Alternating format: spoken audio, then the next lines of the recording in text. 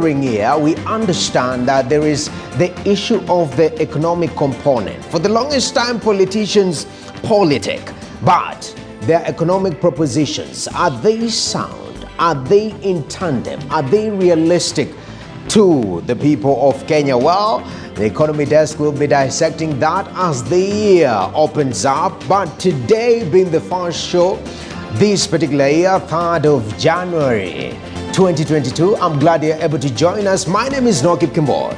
So without wasting much time, the big question is, what should we watch out for in the year 2022, economically speaking? Well, with 8 months to the general elections, the economy will be impacted.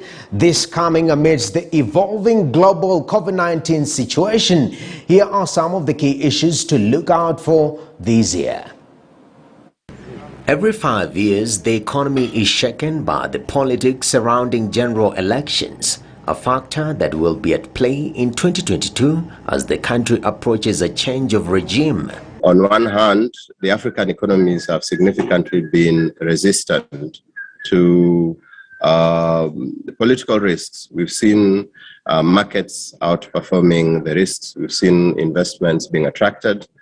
On the other hand, the international community and the international investors, who are the bigger chunk of investors in the local markets, still are not too sure about the political environment locally, even after the passage of the new constitution. And so that means then that the local economy will be affected by that. No relationship in any country is more important than the relationship between the governor and the governed. And in this instance, it also makes, in the midst of a the COVID situation, and the fact that we are actually in a depression, not even a recession. The only question that would change, the only catalyst that changes that equation would be what kind of leader we get from 2022, and how that conversation is done. So I'm listening very carefully to both sides, and to be honest, both sides seem to be talking of more of a socialist government. Big brother is there to help you, big brother is there to support you. But that's never been Kenya. Kenya, we are, part of the reason why we are successful is every Kenyan does not depend on the government for his business. He just gets on with it. He makes a living knowing that the government will not help him. And if the government helps him, it helps him on the margin. The economy has been a critical component of President Kenyatta's legacy. During the second quarter of 2021, real GDP recorded a phenomenal 10.1% growth, and this is the highest growth ever recorded in one quarter in Kenya's history. It is also the first time Kenya has hit a double-digit growth number. The last time Kenya's economy got close to this kind of performance was in 2010, during the Grand Coalition government, when the economy hit an 8.4% growth rate. With heavy leaning on infrastructure development, in the year 2022, the president will be keen to complete key projects. They opted to go for an aggressive, ambitious infrastructural development program. On one hand, yes, some of these projects have come up, are successful, and we have seen their completion. On the other hand, government is considering shutting down around 400 infrastructure projects, and simply because there is no money to do them.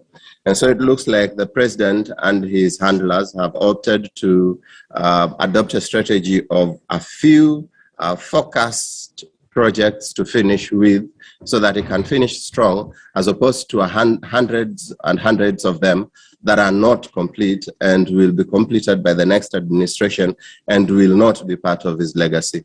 And so I think there are a few projects that he's keen on finishing, one of them being the Lamu Port, that has been very, very aggressive towards. There are some projects in Mombasa Port that he's still keen on. Naivasha is not going to materialize before he leaves, unfortunately for him.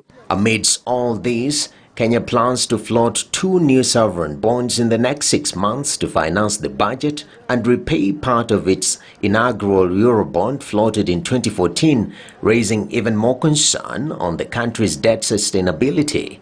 The fact that we have been talking debt, we are coming to a climax. 2022 will show us the climax and the consequences of that climax. We are almost at distress, and so there's going to be a very big conversation. Sometimes I even wonder whether all this infrastructure we've actually built it for someone else, because to get out of that debt will be a very, very serious challenge. So with the issue of how the government responds and grapples with the issues of maintaining our sovereignty while also managing the expectations of the citizenry.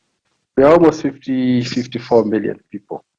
If you do your calculations, 54 million, for them to live comfortably, you need a GDP of around about 280 to 340 billion shillings for us to actually call ourselves a serious middle-income country.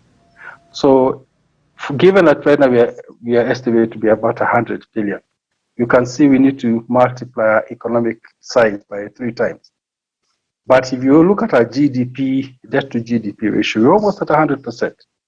If you look back to what IMF said last year, IMF also wants us to look at our what we call our contingent liabilities, basically our potential debt from pensions, from parastatal debt, and also from other sources where the government has made an undertaking. PPPs, for example, have made an undertaking that if someone X doesn't perform, the government will step in.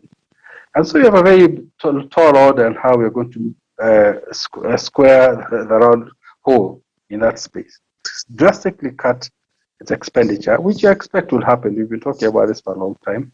And by drastic cut will mean an order of maybe 50% of the public service. I'm being really, really brutal in that, my understanding of it. The COVID-19 pandemic will also shape conversation in 2022, with African countries being impacted negatively from a global perspective. There is travel advisories that are affecting African countries, Kenya included. On the other hand, we are having Endorsed Baringo Senator and the KANU chairman Gideon Moi to be the party